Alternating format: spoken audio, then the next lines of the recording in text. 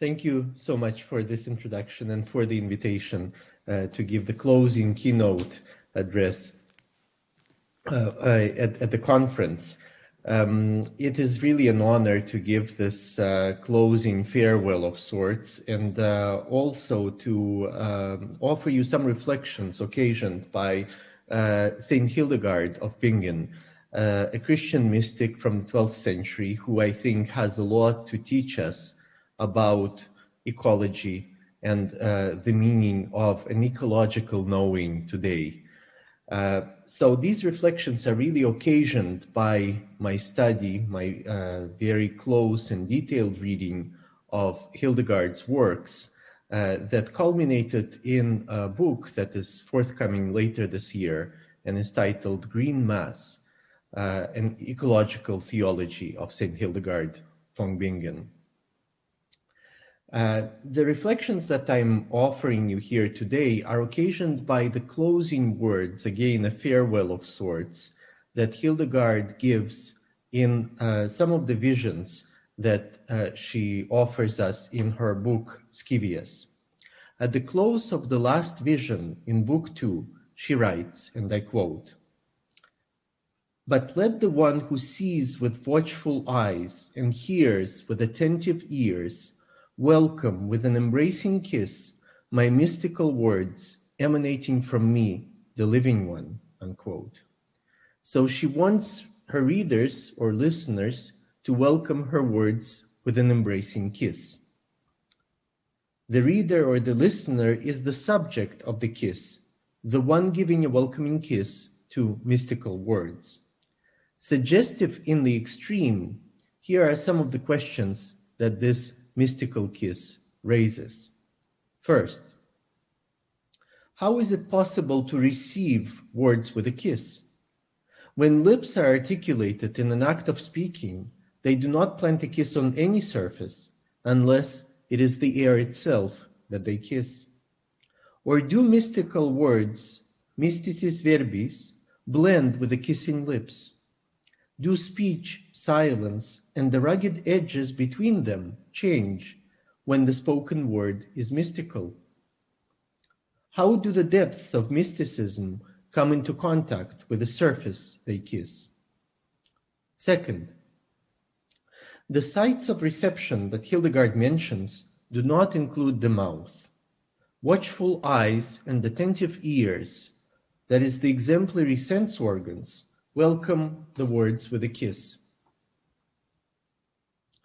Under a mystical lens, does the field of perception as a whole operate on a model of kissing?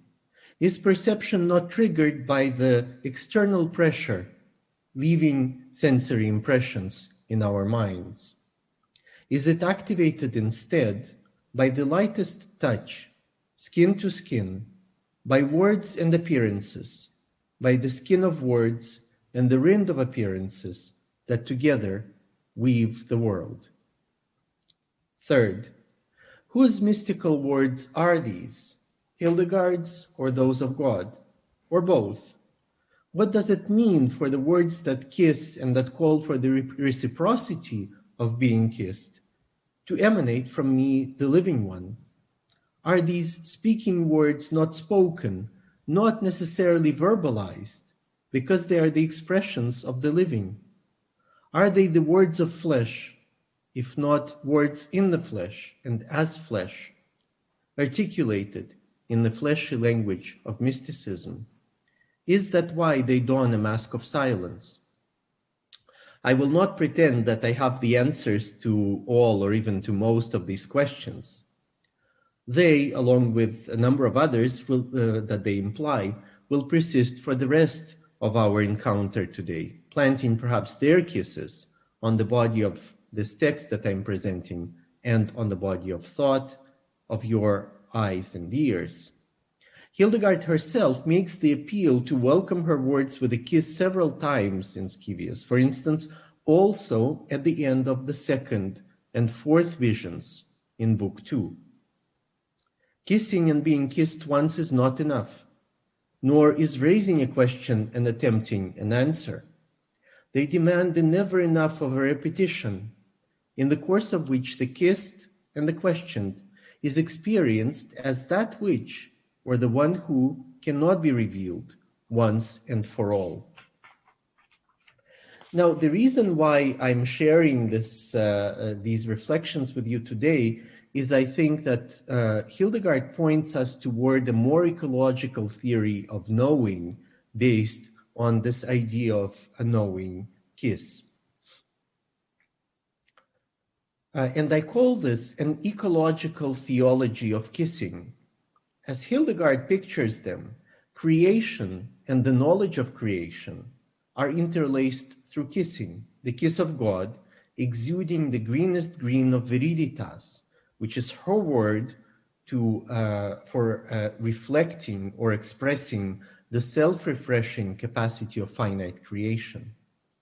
So creation and the knowledge of creation are the kiss where there is an intersection of the kiss of God and the kiss of the human mind through which the world, or the human soul, through which the world becomes knowable.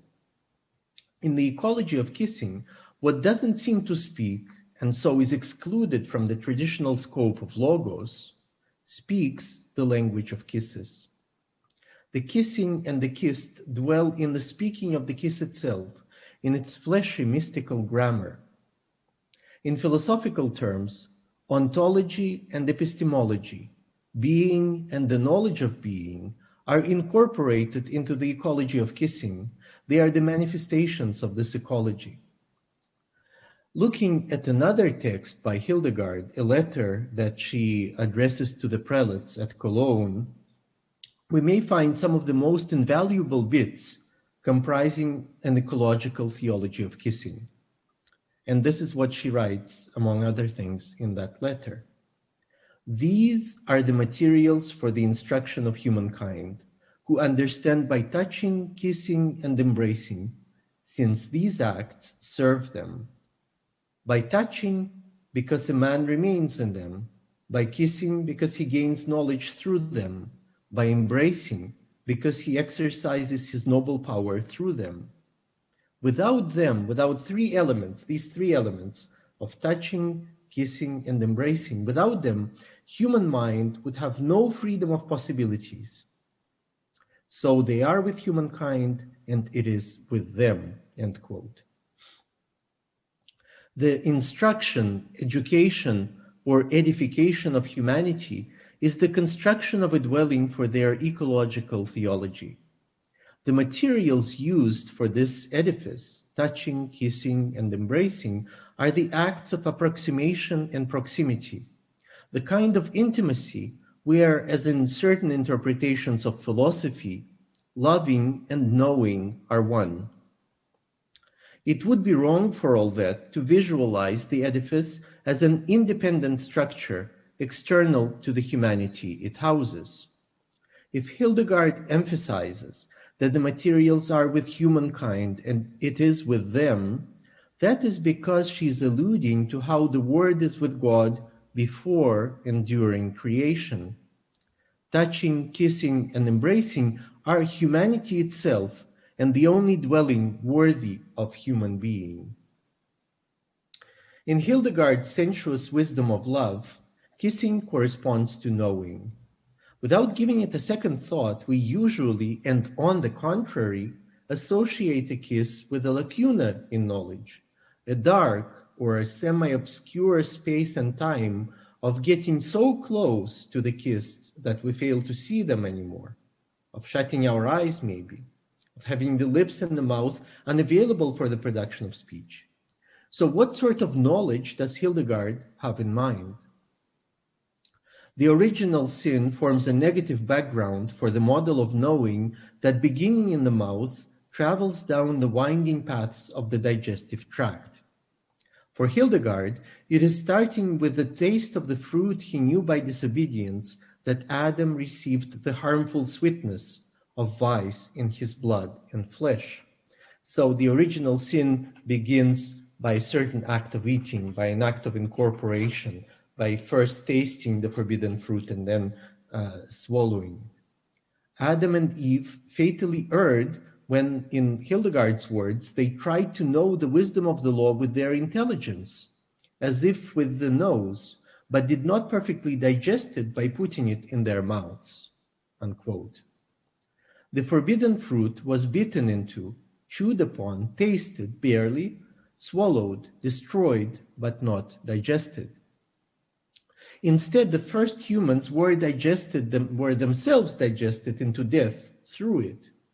But what if the problem were not so much the fruit itself as the way of knowing that Adam and Eve pursued by its means, and it's the way of knowing that our sciences actually are still pursuing, the knowing that rips into and devastates the other in an effort to assimilate its very otherness.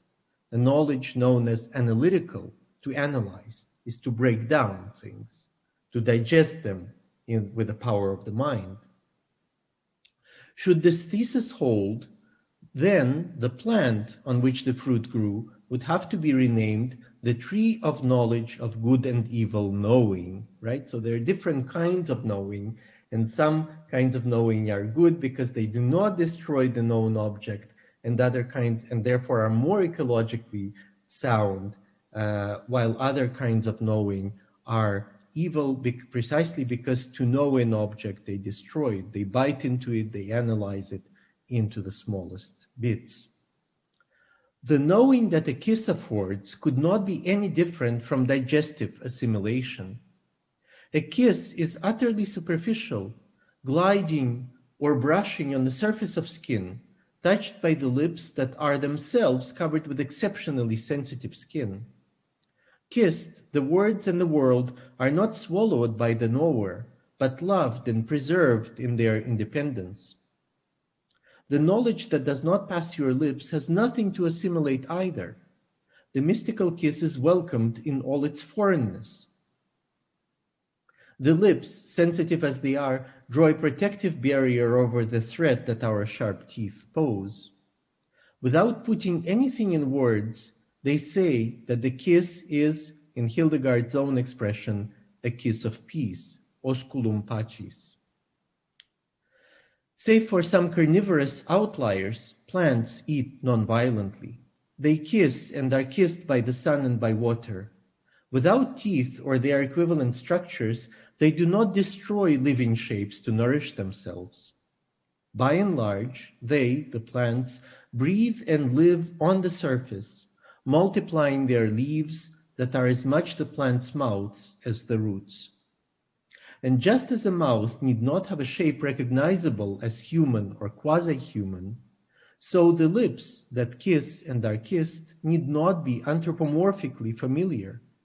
What we think of as the environmental kiss and the lips of the environment itself, of other living beings like plants or even the elements, need not resemble human lips.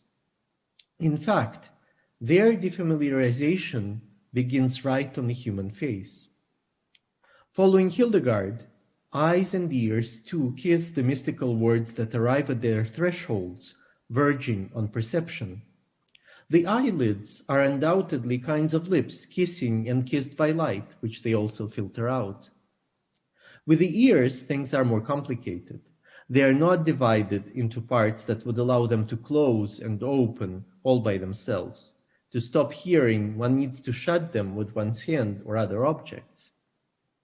The contention that ears also kiss prompts us to think of lips otherwise. In the vein of this rethinking, lips are the delicate edges that kiss when they gently brush against other edges, leaves against sunlight and flows of air, flowers against butterfly wings and honeybee tongues and legs, and so forth. Plant knowing is the wisdom of love because almost always it knows the world by kissing. In its interactions with the elements, it opens a small window onto that world where everything kisses everything else and is in touch with everything else through the kiss. Now, the structure which Hildegard has sketched in a letter to the prelates of Cologne is a replica of her appeal to the readers of Scivias, of her book of mystical visions, to receive her words with an embracing kiss. The strange-sounding formulation, osculum amplexionis, the embracing kiss, right? puts together kissing and embracing, two of the three elements, two of the three sides comprising the edification, the dwelling and instruction of humankind. The third term is a grammatical form of the Latin verb praebere, to expose, to present, to display. All of these significations of or ways of translating this term are the preconditions for touching. Between the receptivity of exposure and the active, though non-violent, involvement of the embrace, the kiss is a mediator, in the same fashion that plants and Jesus for Hildegard are mediators, kisses in their own right, of the sky and the earth, the human and the divine. Right? So plants are these mediators between what is up and what is down. They live in two worlds at once, in the underworld, below ground with their roots, and in the world above ground. They are the mediators, the kisses of what is up and what is down, of the sky and the earth, just as the figure of Jesus is a mediating kiss for Hildegard herself of humanity and divinity, what in theology is called or defined as the theandric nature of Christ. Theandric meaning human, divine, all in one. Now, Hildegard's letter in question proceeds to analogize aspects of creation to divine sense organs. So the world itself is not only perceived or sensed, it is the sensorium of God, the organs of perception of God. And I quote from this epistle by Hildegard.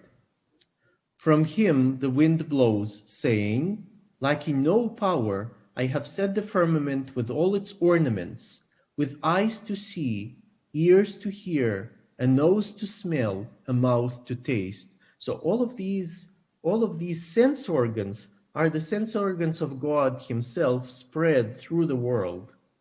For the sun is like the light of his, that is God's eyes, the wind like the hearing of his ears, the air like his fragrance, the dew like his taste exuding viriditas, the greening green, end quote. So what we know is the medium for the senses, light for vision, air and its vibrations for smelling and hearing, moisture for tasting. All of these elements become not the medium for the senses, but the message that is divine sensory activity. As they kiss Hildegard's or God's mystical words, watchful eyes and attentive ears gain the ability to see and to hear another dimension of sense, the sensory reality of what was assumed to be no more than material possibilities for human senses. So the elements, the air, the light, and so on, are not just material possibilities for the human senses. They are another dimension of sense, the sensorium of God himself. And so that the entire world of the elements comes alive, a sleeping beauty awakened by a kiss. Except that it was not the world that was slumbering, it was not the world that was sleeping, but the eyes and the ears that were blind to the seeing of light and deaf to the hearing of wind, among other facets of the divine sensorium.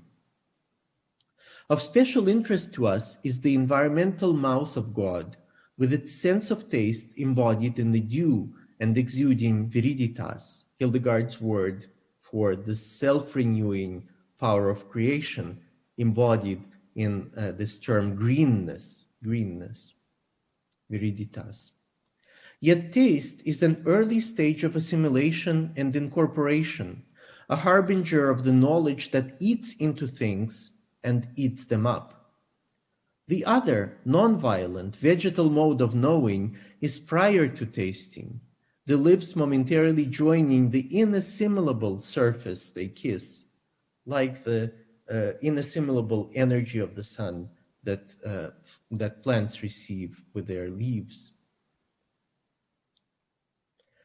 That the kissed surface remains inassimilable ensures the mystical nature of the words and the knowledge involved.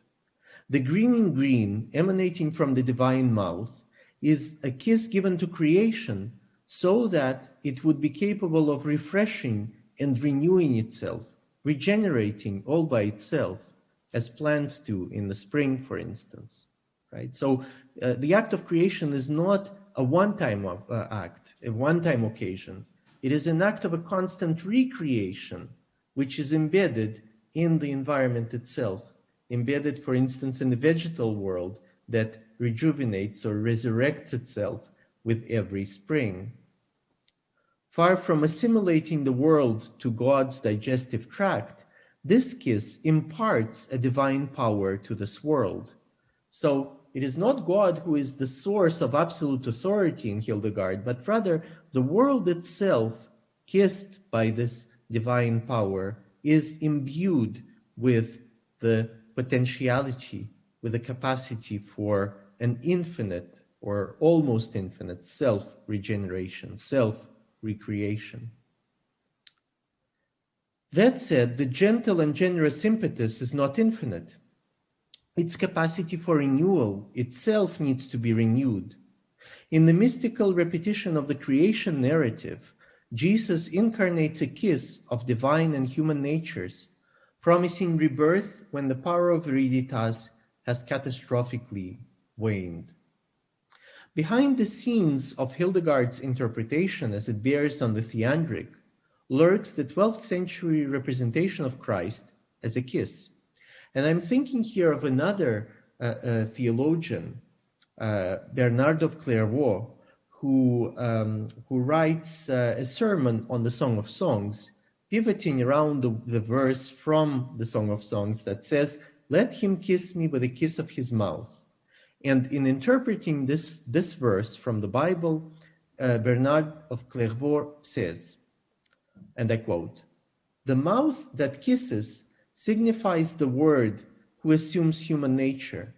The nature assumed receives the kiss. The kiss, however, that takes its being from both the giver and the receiver is a person that is formed by both. That is, Jesus himself, the one mediator between God and mankind, himself a man, Jesus Christ," end quote. Hildegard, in turn, gives a voice to divine love, caritas, in a letter to Duno, the prior of Bamberg. And there she writes, as it were, ventriloquizing Jesus, "I sat inviolate in heavens and I kissed the earth." Jesus is a personification of the kiss that caritas, that divine loves, gives to the earth while remaining whole in heavens. Further, as Hildegard intimates in another letter, God the Father receives his prodigal children with a kiss of the humanity of his Son. These are her words, the kiss of the humanity of his Son. The kiss of humanity, osculo humanitatis, is a kiss of humanity and divinity, a meeting or a crossing in the middle between the soft edges of the kissing and the kissed. So kissing then is replete, is full of inflections, adumbrations, alterations of the in-between. What really matters in kissing is not the interiorization of something or someone, but it is the in-between space that comes to the fore, the in-between space and time. Kissing is this inflection, adumbration, alteration of the in-between, of lips, edges, surfaces, skins, natures. It is an act always destined to the other, transpiring between the other, the one and the other, for one does not kiss oneself. A province of plants and of Jesus, the in-between, defines the role and the being of mediators, spanning the soil and the sky, heavens and earth. The edges of these domains are the lips turned toward one another, kissing and kissed.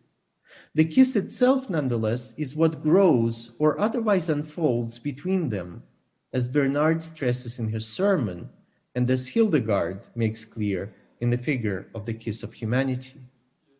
Distances traversed, boundaries crossed, edges touching, and still difference not abolished.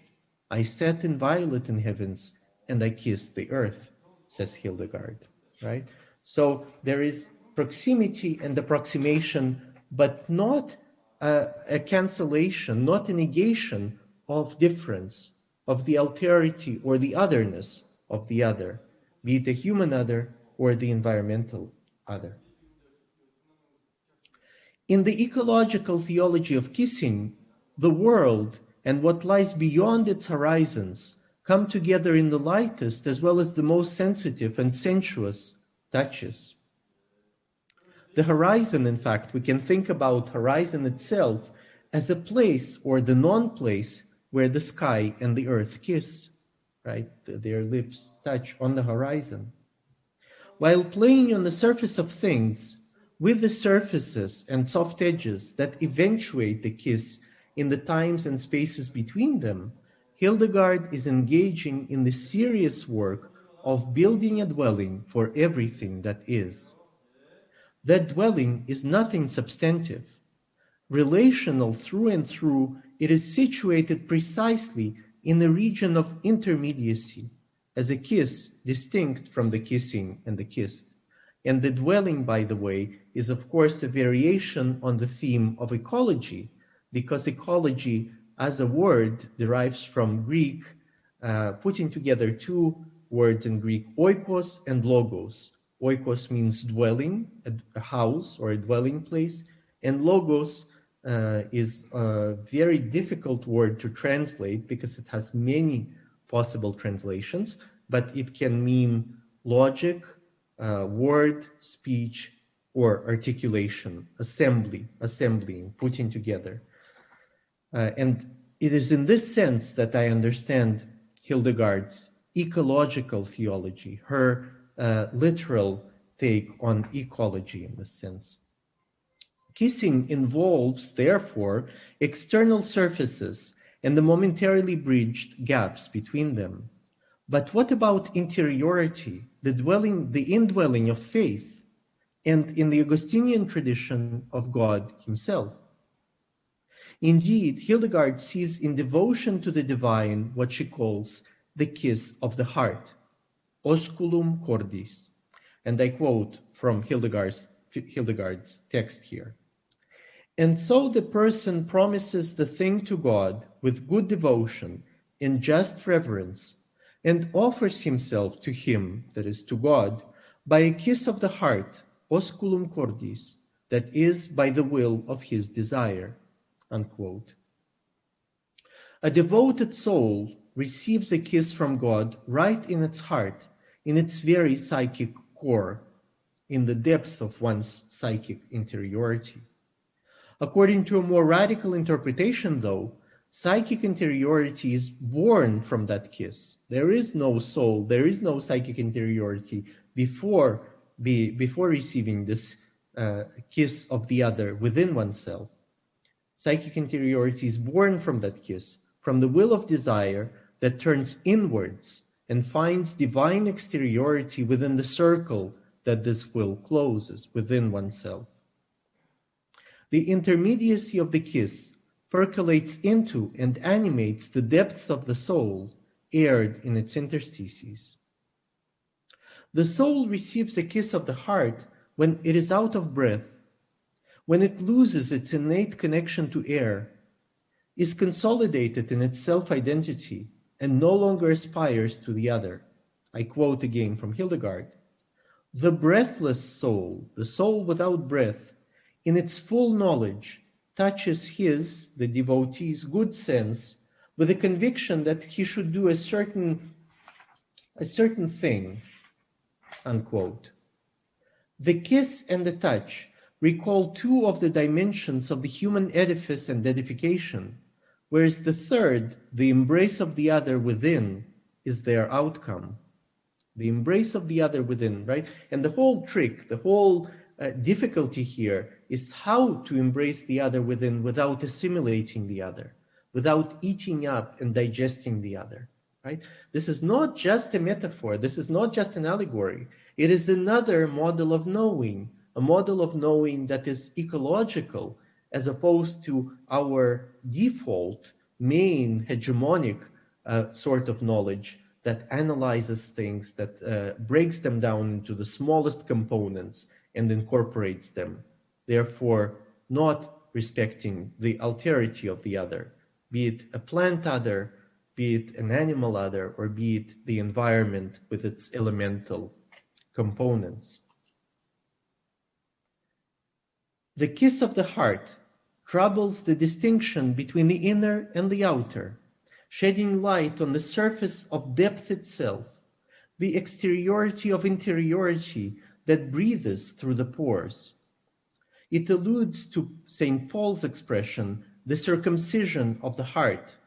And in the letter to Romans, Paul writes the following: a person is a Jew who is one inwardly, and circumcision is of the heart, peritomi kardias in Greek, peritomi kardia, circumcision of the heart, by spirit, not by the letter, unquote.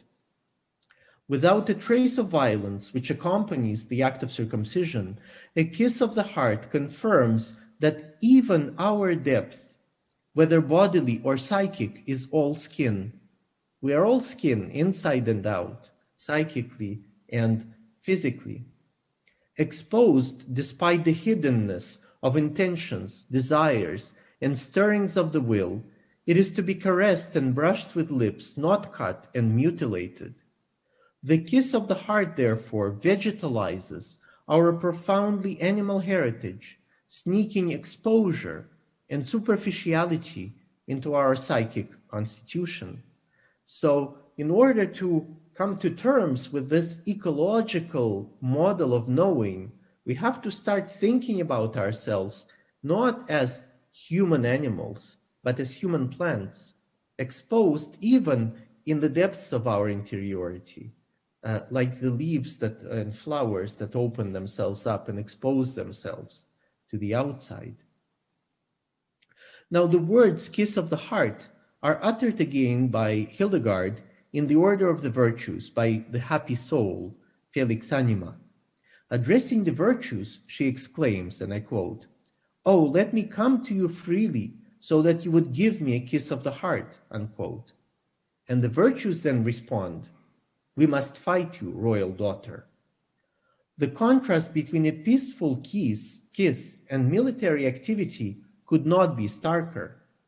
The soul attributes the impossibility of receiving a virtuous kiss in its interiority to its being encumbered by the body, by the heavy weight of corporeality, which is its dress in this life, right? So Hildegard says that the happy soul becomes unhappy because it realizes that it has a body, it is encumbered by the body, which is the dress of the soul, like the clothes of the soul in this life. And yet, without its bodily garment, the soul has no effectivity in this world. Without the body cannot be just discarded as clothes are or as a dress. Without the bodily garment, the soul has no effect in this world, in this life, where it resonates with other bodies. The freedom of a kissed heart does not reside in its liberation from material reality, but in aspiring toward its other, opening the surface of its depth to exteriority, be it that of God or of the body. For just as vitality is made of the resonances of the body and the soul, so in another sense, grasped with other senses such as touch, it flourishes with the soul kissing the body, which kisses the soul back. The whole relation of the soul and the body, of the body and the mind in the modern philosophical tradition, can also be understood as the kiss of the one and the other, with the ensouled body, with the living being the result of the in-between of this kiss. Hildegard, in effect, never tires of stressing the value of this life and this world. In one of her letters, she recommends, and I quote, she recommends that in all your ways you praise God, cogitate on his precepts, repeating them tirelessly, kiss him through faith, and embrace him through your good works. And you will do these things all the day of your life, while you live in this world, so that afterwards you may live in an infinite world. The edification and the edifice of humanity, relying on touching, kissing, and embracing, are built in this life, in this world. So it is not an otherworldly kind of reflection. Rather, Hildegard is a mystic of this world and of things in it that seem to be simple, like sunlight, like the flows of air and wind, like plants and flowers. This is the world in which the edifice that is human is built. The edification and the edifice of humanity, relying on touching, kissing, and embracing, are built in this world, in this life. They are the ecological construction sites that cannot be neglected and left derelict, dwarfed by otherworldliness and eternity. Through the kiss of faith, which is an interiority thrust open to the outside, and the embrace of good works, representing the outside, tending toward the interior, this world you live in, and the infinite world of the hereafter, touch, kiss, and embrace one another.